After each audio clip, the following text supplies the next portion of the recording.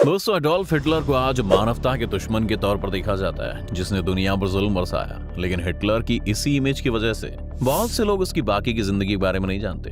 दूसरे विश्व युद्ध से पहले का हिटलर बहुत ही अलग इंसान था और उसके साथ जिस तरह की घटनाएं होती रहीं, उसने उस इंसान से हैवान बना दिया। वो आदमी जो कभी एक पेंटर बनना चाहता था, वो इतिहास को दागदार करने लगा। क्या हिटलर की कहानी आइए जानते हैं आज की इस वीडियो में, तो बस अंत तक बने रहेगा हमारे साथ। लेकिन वीडियो शुरू होने से पहले अगर आप इस चैनल पर नए हैं या आपने अभी तक इस चैनल को सब्सक्राइब नहीं किया है, तो चैनल को सब्सक्राइब करना, बेल आइकन दबाना ना भूलें। दोस्तों, यूं तो हिटलर का नाम जर्मनी के साथ जोड़ा जाता है, लेकिन असल बात तो यह है कि हिटलर एक जर्मन सिटीजन नहीं था, बल्कि वो जर्मनी के पड़ोस में ऑस्ट्रो हंगेरियन एम्पायर में पैदा हुआ था। ऑस्ट्रिया के जिस इलाके में वो पैदा हुआ था, वहां पर जर्मनी बोली जाती थी। इसलिए हिटलर एक जर्मन तो जरूर था, लेकिन वो जर्मनी में पैदा नहीं हुआ था। हिटलर की शुरुआती जिंदगी काफी प्रॉब्लम से भरी हुई थी। हिटलर से पहले उसकी माँ के 3 बच्चे ज्यादा समय तक जिंदा नहीं रह पाए थे, और जब हिटलर स्कूल में था तब उसके छोटे भाई की भी मौत हो गई थी। इसके साथ साथ हिटलर को हमेशा से अपना स्कूल बदलना पड़ता था, क्योंकि उनकी फैमिली मूव करती रहती थी, और इसी वजह से हिटलर के कभी दोस्त नहीं बन पाए। जब हिटलर 18 साल का हुआ तो एक आर्टिस्ट बनने का सपना लेकर ऑस्ट्रिया की राजधानी वियना चला गया, लेकिन यहाँ पर उसे एक आर्ट स्कूल में एडमिशन देने से मना कर दिया गया, क्योंकि वो एंट्रेंस एग्जाम में फेल हो गया था। इसके बाद उसे वापस घर लौटना पड़ा, जहाँ उसकी माँ बीमार थी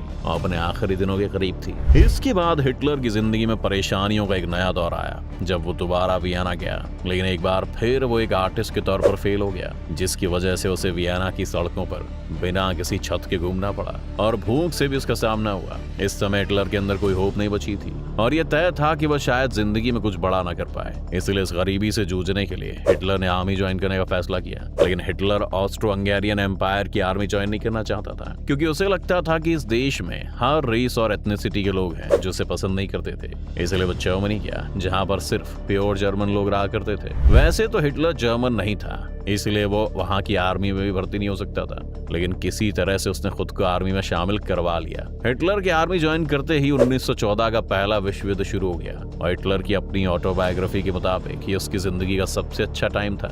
लेकिन हिटलर ने इस युद्ध में कई तरह के दिल दहला देने वाले मंजरों भी देखे। वो फर्स्ट बैटल ऑफ यप्रेस का भी हिस्सा था, जहां पर जर्मन सिटीजन्स और सोल्जर्स को कई यातनाएं सहनी पड़ी, लेकिन हिटलर के काम के कारण उसे साल के अंत तक आयरन क्रॉस 2nd क्लास मिल चुका था, जो कि काफी बड़ी बात थी। इसके बाद हिटलर बैटल ऑफ सोमे का भी हिस्सा रहा, जहां पर एक आर्टिलरी शेल से घायल होने की वजह से उसे चोट आ गई और उसे हॉस्पिटल में कुछ दिन गुजारने पड़े। हिटलर को 2 महीने के बिलिट्ज हॉस्पिटल में रखा गया, और उसके बाद 1917 में वो दोबारा लड़ाई के मैदान में पहुंचा। हिटलर इस बार 3rd बैटल ऑफ यप्रेस का हिस्सा भी था, और यहाँ पर अपनी बहादुरी के लिए उसे काफी सराहा भी गया। इस बीच में हिटलर ने 18 दिन के लिए आर्मी से छुट्टी भी ली, लेकिन जब वो जर्मनी के शहरों में पहुंचा तो उसने देखा कि जर्मन सिटीजन्स अपनी सरकार के खिलाफ प्रदर्शन कर रहे हैं और युद्ध को रोकने की बात कर रहे हैं। हिटलर को यकीन नहीं हुआ कि जिन लोगों के लिए वो लड़ रहा है वो ये युद्ध चाहते ही नहीं है। इसके बाद हिटलर ने वापस अपने साथियों को ज्वाइन किया, और 1918 में हिटलर को आयरन क्रॉस 1st क्लास का खिताब भिजवाया गया।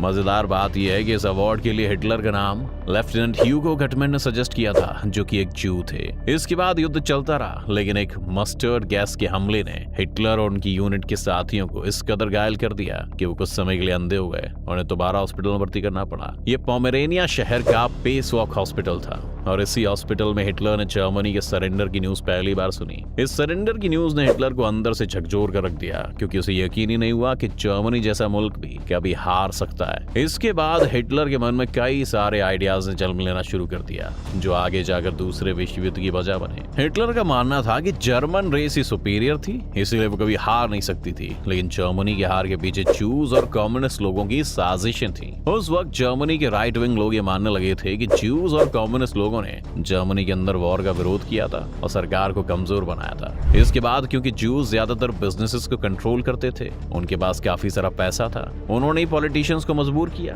कि वो सरेंडर कर दें। यूं तो इन बातों में कोई सच्चाई नहीं थी, लेकिन हिटलर को इन बातों पर यकीन होने लगा था। इसके साथ इस युद्ध के खत्म होने के बाद जर्मनी को ट्रीटी ऑफ वर्साइल्स भी साइन करनी पड़ी, जिसके मुताबिक जर्मनी ने पहले विश्व युद्ध में अपनी गलती कबूली थी और उन्हें यूरोप के अलग अलग देशों में हर जाने के तौर पर $30 बिलियन चुकाने थे। इस पेमेंट के कारण जर्मनी की हालत बहुत बुरी थी, क्योंकि वॉर के बाद उन्हें अपनी इकोनॉमी को भी दोबारा से खड़ा करना था, लेकिन उनके पास पैसे नहीं थे। ऐसे में उस वक्त की वीमर सरकार ने ज्यादा नोट प्रिंट करने शुरू कर दिए। और हम सभी जानते हैं कि जब कोई देश इस तरह से करेंसी प्रिंट करता है तो क्या होता है। जर्मनी में भी वही हुआ और बहुत से बड़े लेवल पर इन्फ्लेशन आ गया, और ये इतना खतरनाक था कि $1 की कीमत इस वक्त 4.3 ट्रिलियन जर्मन मार्क तक पहुंच गई थी। 1919 में हिटलर ने जर्मन वर्कर्स पार्टी नाम के एक राइट विंग ग्रुप को ज्वाइन कर लिया था, और धीरे धीरे वो इस ग्रुप का सबसे अच्छा वक्ता बन गया, और उसकी स्पीचेस से क्राउड के अंदर एक अलग जोश भर जाता था। 1920 में इस पार्टी का नाम बदलकर national socialist German workers party या नाजी पार्टी रख दिया गया। हालांकि हिटलर कम्युनिस्ट लोगों से नफरत करता था, लेकिन उसे लगा कि वो अगर अपने नाम के साथ सोशलिस्ट लगा लेंगे तो कई सारे जर्मन वर्कर्स का सपोर्ट उन्हें मिलने लगेगा। इस समय उन्होंने नाजी पार्टी में कई सारे एंटी कैपिटलिस्ट लोगों को भी शामिल किया, लेकिन जैसे जैसे हिटलर का कद पार्टी में बढ़ रहा था, उसने सभी लोगों को साइडलाइन कर दिया और नाजी पार्टी को एक प्रो बिजनेस पार्टी बना दिया। 1923 में हिटलर ने बवारिया में सरकार का तख्ता पलट करने की कोशिश की,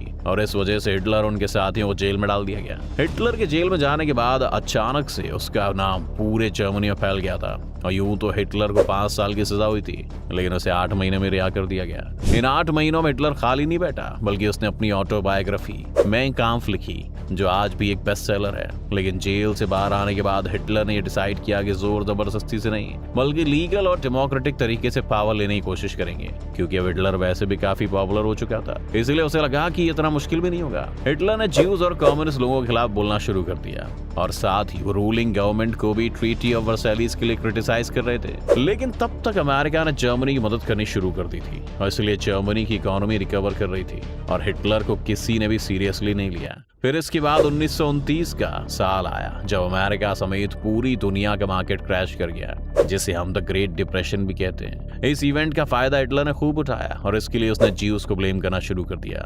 जर्मन पब्लिक की हालत इस कदर खराब थी कि धीरे धीरे जर्मनी में ज्यूज के खिलाफ एक माहौल बनने लगा, और इसी का फायदा हिटलर को मिला। हिटलर की नाजी पार्टी को जर्मनी के लोअर हाउस में सबसे ज्यादा सीटें मिली, और वो मेजोरिटी से थोड़ा ही पीछे रह गया था। इसके बाद हिटलर ने सोचा कि वो राष्ट्रपति का चुनाव भी लड़ सकता है, लेकिन वो ये चुनाव हार गया। लेकिन हिटलर के लिए अच्छी बात ये थी कि लोअर हाउस में उसकी मेजोरिटी थी, जिस वजह से हिटलर को जर्मनी के चांसलर का पद मिल गया। चांसलर बनने के बाद तो हिटलर ने धीरे धीरे करके सभी इंस्टीट्यूशंस को अपने अंडर करना शुरू कर दिया था।